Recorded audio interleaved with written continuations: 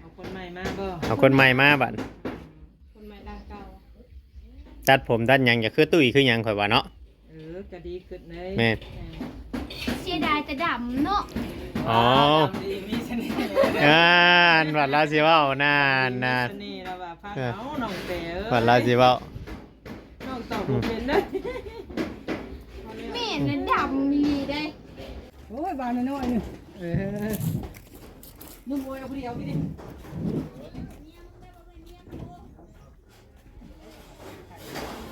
มันจะเข้าตรงนี้กูจับได้ขึ้นมาแล้วเข้าก็ไปนั่นเรา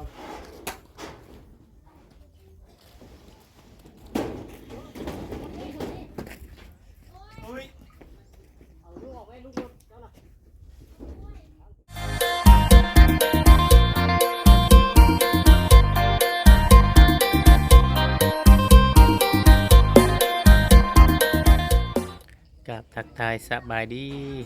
พ่อแม่พี่น้องFCกันเบิร์ดสุคนเห็นเนาะทางฝั่งลาวฝั่งไทยหรือว่าทางต่างประเทศแม่FCที่เขามาเบิ่งมาชมเนาะพี่เนาะคอยติดตามคอยกดไลค์กดแชร์เบิ่งคลิปเนาะพี่น้องเป็นกำลังใจให้เบิ่งโฆษณาเนาะพี่เนาะแต่ต้นจนจบแต่ต้นเสมอมาพี่น้องเนาะคอยให้ความห่วงใยพี่น้องเลยนู่นนั่นนี่เนาะพี่เนาะแต่ก็ตักเตือนคำว่าคำจ้าพี่น้องเลยเนาะตอนนี้อยู่แต่เฮือนแม่ตู้แก้วพี่น้องเนาะทางสร้างเพิ่นก็มุ่งหลังคาแล้วตอนนี้นะพี่น้องทางว่าเวียงเองกระทายให้พ่อแม่พี่น้องเบิ้งพี่น้องไงเนาะหลังจากมาแต่พาบ่าวโอยไปตัดผมพี่น้องไงเนาะก็เลยมาถ่ายเบิ้งขึ้นเบิ้งยมมุมสูงพี่น้องไงเนาะเบิ้งน้ำกันและตอนนี้เนาะเพียงเนาะทางสร้างเพิ่นก็ปูแป้นไปนำแล้วพี่น้องเนาะแต่ก็ยังเป็นตัวนี้อีกบล้นพี่น้องเนาะอีกบล้นก็อาจจะเห็นความสำเร็จหรือว่าความสมบูรณ์ของเฮือนแม่ตู้แก้วพี่น้องไงเนาะเบิ่งเลยชมนำกันหลายคนเขาว่าสิเอิ้นยืมมันค่ากล้องน้ำเจ้าของบอบอสออกไปเอาของข่อยไปถ่ายคลิปเดี๋ยวมากินเอามาอีตุ๊กอีติ๊กข่อยไปเบิดเลยไปจิบนี่แหละพี่น้องไงเนาะถ่ายคลิปให้พ่อแม่พี่น้องเบิ่งให้ทั้งเงินสาวๆเพิ่นสัมภาษณ์ทั้งหนุ่มโอยก่อนแล้วเขาจังสัมภาษณ์อีกเท่านึงพี่น้องไงเนาะ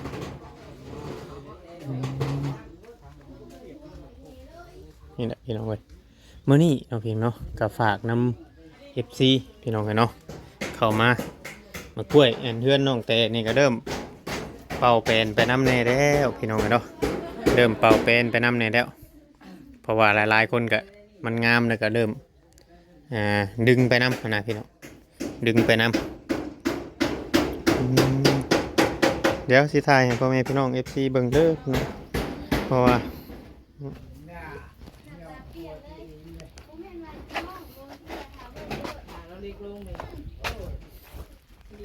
จะว่าน้องเตเป็นเอื้อยใช่ไหมจักบัดนี้เนาะไปดีเด้อคือน้อยลงบ่น้องเตฮะน้องผัวเพิ่นละหมายถึงผัวบ่ข่อยคิดว่าเว้านุ่มโอยนะบ่จะเอาอ้ายเฮาผู้นั้นไปถิ่มไว้ใส่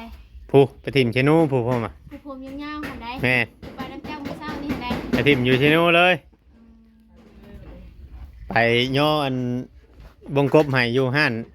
น้ำเวียดเลยพอใจผู้เนาะ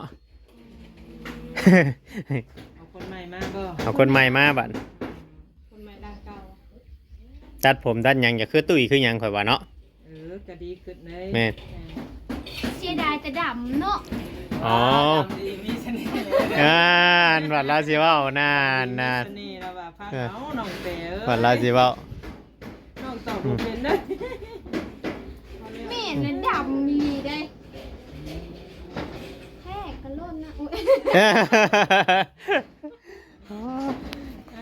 น้องเต๋อเขาอาบน้ำเลยน้องเต๋อนี่ก็คือยังบ่ได้อ่านคือกันแต่น้องเสือก็ต้องบัดนี้เพื่อผลสิตกจุนเจ้าต้องสูบน้ำใส่กระถางอันนี้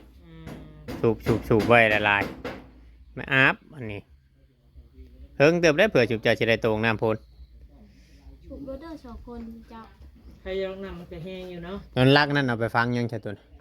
เนี่ยวางจากเครื่องผ้ามือบนหัวใจอยู่นั่นก่อน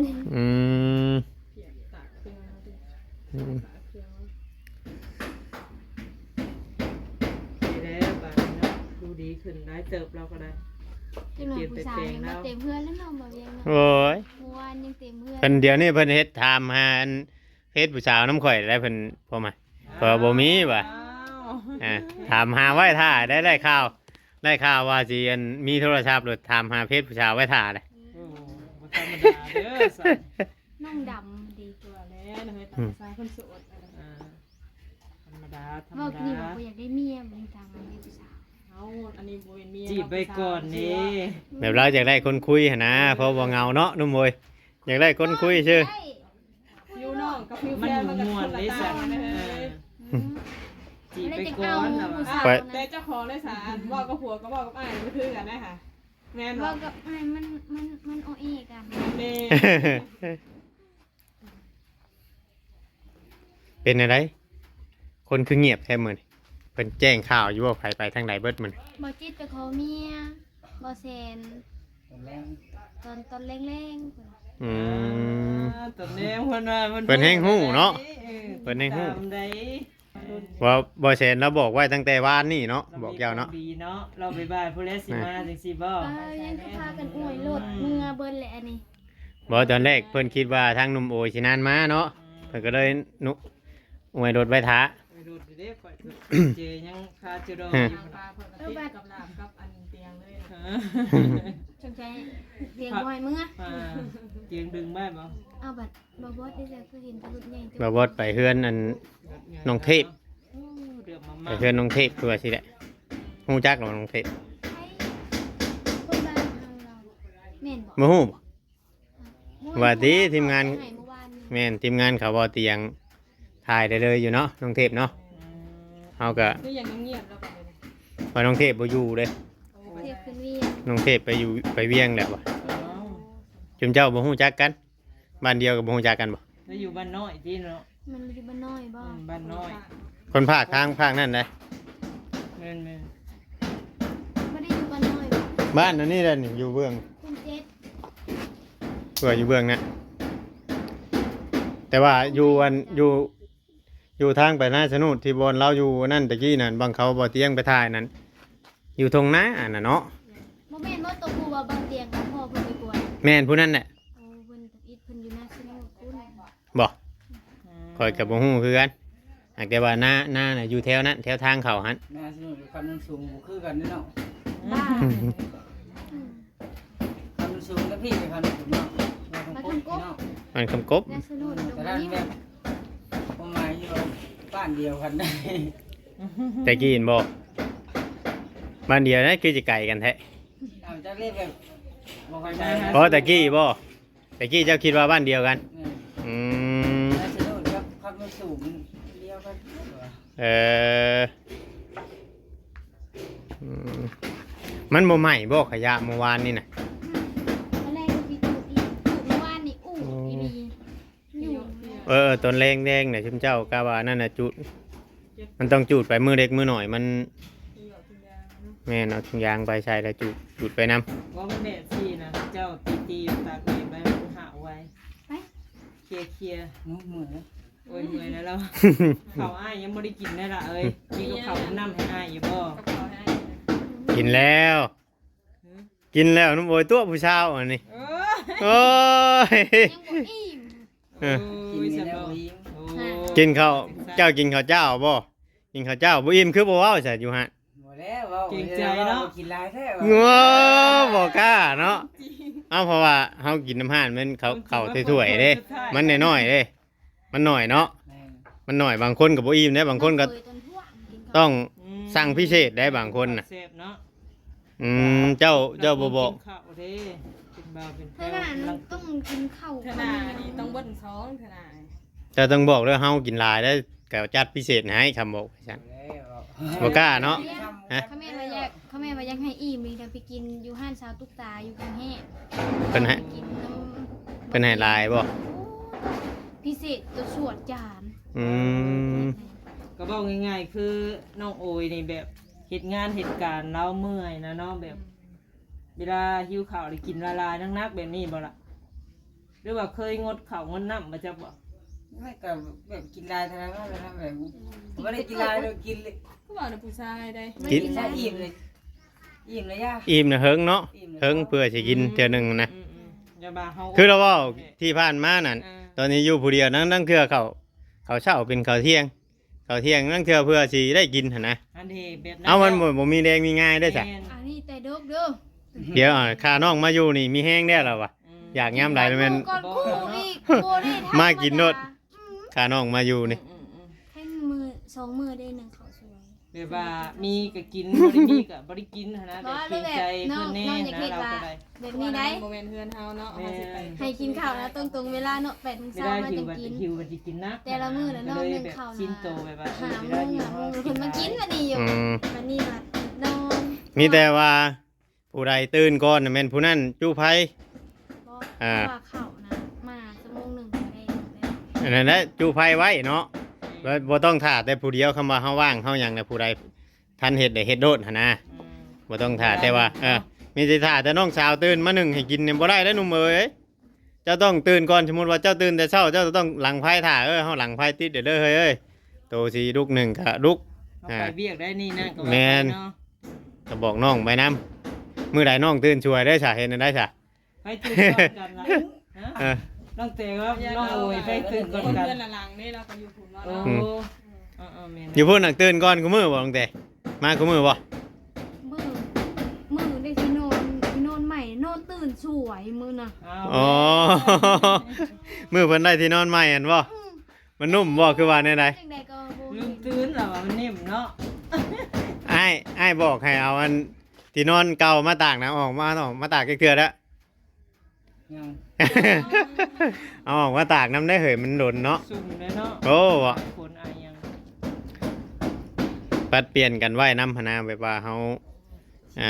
มียังอันนี้ อยากรับบาท นี่ นี่ ทั้งนี้สิรับเลยมาดิ อืม โอ้ยน้องเต เราทนี่กับเพื่อนกันแล้ว เอาซะเนาะน้องเตก็สิรับป้าอะไรมานี่ทั้งเอื้อยก็สิเมื่อป้าแล้วบาดนี่ อย่าพาวอันนี้ยังยืดตายอยู่ ไปสิหาไม่คำตา เยอะเนาะป้าว่าง่วงนอนเลยยืนนอนแล้วก็สิเพิ่มเนาะไปซะ วันนี้น้องเพิ่นไปถาแก้วเนาะ หืม น้ำ งามคือกันของเจ้ากัน งามจัง แต่ว่า นั่งกะซีคือกันเนาะ โมงามต่อเพื่อนเฮานะแต่ งามสำเพื่อน แต่ว่ามันคนละสีของเจ้าของราสีแดงของเจ้าสีเป็นสีนี้ แม่นมากได้ทีนี่เขาก็ยัง สีเทาๆเนาะ สีเทานี่ เนาะ แล้วแบบมองไงเพิ่นตั้งท่าเป็นเนาะแบบท่ามันเป็นกระปูดกระปีดกระเป็นเนาะ เท่า อันนี้บ่ สีเทาเลยแล้วไงมันเบิ่งแล้ว มันเป็นโรงงานมันได้ตั้งแต่เอ้ยนี่น่ะเขาดีดออกมาได้มันมีโครงของมันอยู่แล้วบ่แม่นว่าเพิ่นทาสีเอาได้นี่ ยันว่า มาอีกมันเลยได้ แม่นเขาดีดออกมาเป็นแผ่นเลย แปดเลย แม่นเลย มันคล้ายๆกระเบื้องอันนี้ แล้วสิทำทำโชว์เนี่ยได้ดิ เห็นเวียงเวียงกับคลายนี่แหละนี่ โอ้ ขายยัง ขายพวกเงินผาเชื้อรานี่บ่ บ่อยากไปบ่อยากไป อ๋อ คลายจูแบบเครื่องวิศวกรสร้างนะ อืม ผมเคยทำงานอยู่เวียงเจาะเวียงจันทร์ เด้อกล้อง มาบดมาไปของข่อย คุยกับบ่าวเวียงเด้อซะเด้อเพิ่นเลยกับป้าเด้อบัดนี้เด้อเอาสบายดีน้องเต้ คนรอดแท้ๆผม รอบ่รอหนุ่มโดยสบายดี โดยเอา หนุ่มโอ้ย เอาเลยเนาะ เอาหัวนอนเขาก็ได้ป่ะ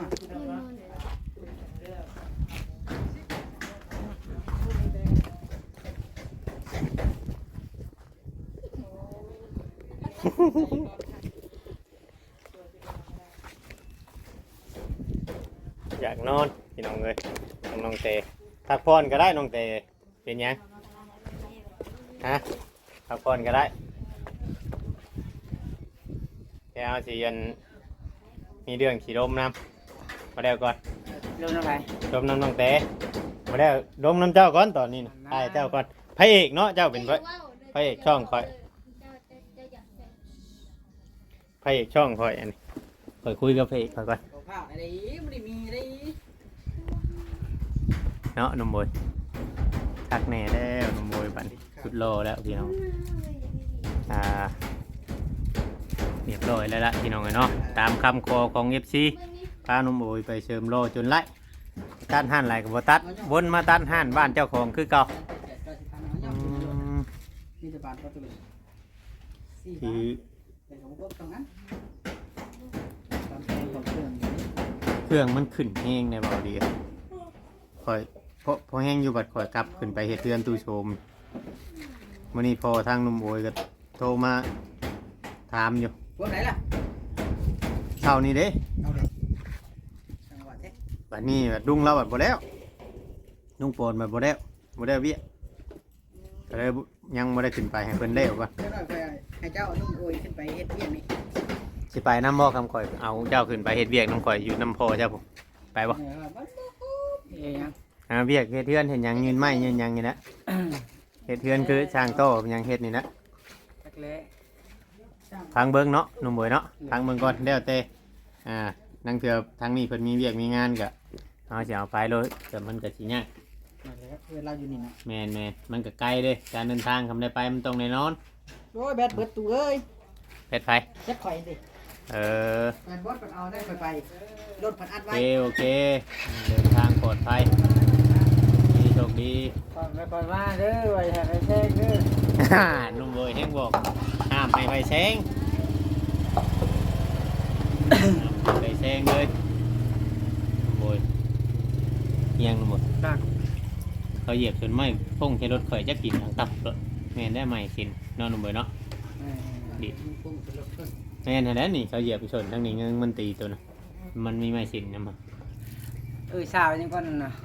ชาวไร สนใจบ่ คนไร โอ้ มีสาวนวลกับสาวมุกเมื่อกี้นี่เจ้ายังมาจักซื้อเพิ่นบ่ อาจจะเป็นติดสาวหมูก็ขี่ใหม่นี่ แม่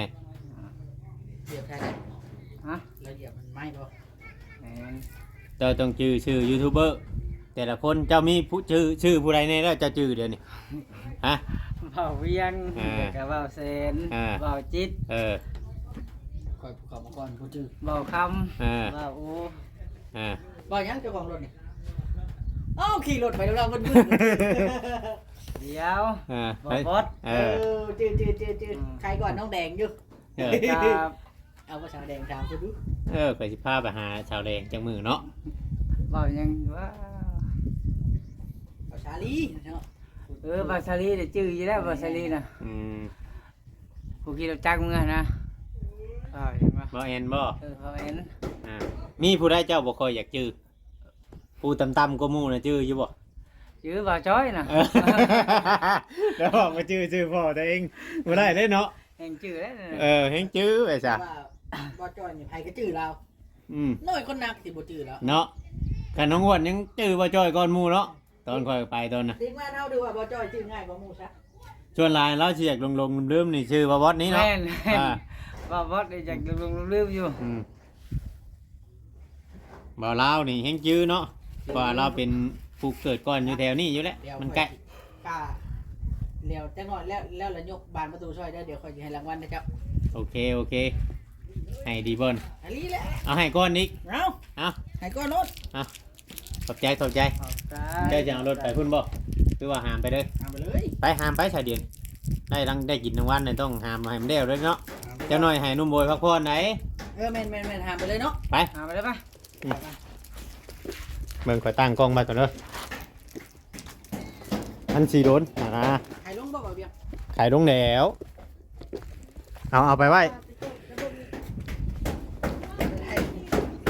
ลามนี่เนาะ ฮะ สามมุกเลยว่าโอ้สูงใหม่ก็สูงลามสามมุกท่วงเพิ่น เพราะว่าเบอร์มันนี่พอดีบ่อย่างวันนี้ เอาไปเป๊ะไว้ในใส่ลูกไว้ห่างกันได้ป่ะเป๊ะไว้ห่างกันได้ป่ะใกล้กันนะโอ้ยเรียกได้ น้องโอยเฮ็ดเวียกก่อน อยากทำมาสเต็กอยากสเต็กก็มาเอาเองแหละ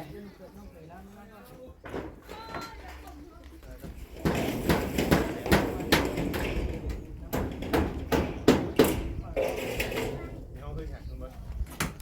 เดี๋ยวค่อยจะไปห้องกันเด้อ บ่ได้ลงเบอร์ก็เอาตัวนี้ออกก่อน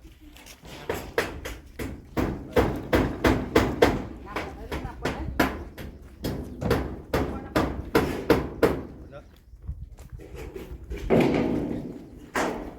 เอาไปเลย เดี๋ยวค่อย ง่ายพุ่นบ่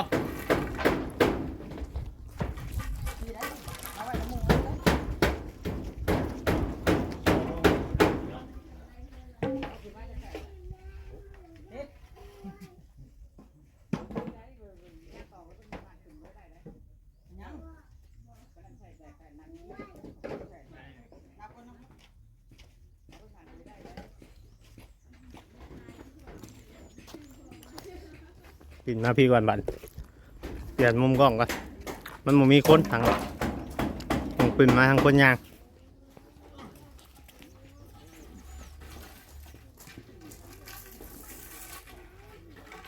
ไปตัวนี้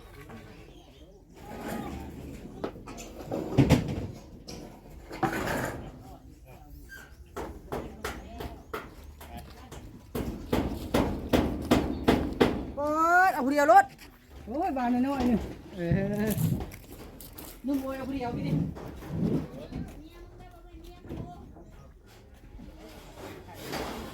มันจะเข้าตรงนี้ไปจับเลยขึ้นมาแค่จะเข้าก่อนไปนั่นลงเอา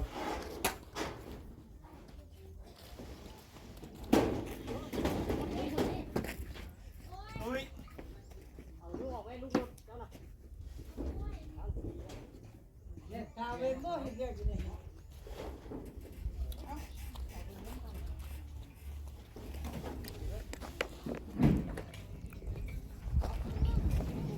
ลองเลยบ่เบิกว่าจะเอาตัวนี้วงเดียวนี่ไปได้บ่เอาตัวนี้สองดีเลยครับบอกให้ถอยไปพุ่นกับบ่ถอยไปบ่บอดเนาะถอยย่างไปทั้งหลังบ่เบาก็บอกให้อันถอยมาไว้เอามาลงให้มันแล้วโลดตอนน่ะให้ถ่าลมโอยอยู่ เดี๋ยวๆมันตะลายบ่เป็น นี่ อ้าว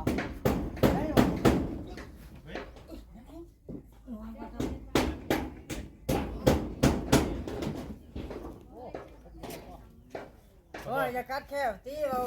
นักคิกครับไปนะโอ้ยมันไม่ได้ดูเบาเลย เอา เนาะไม่ใช่มีคิกนะอย่าคิก ให้ถอยให้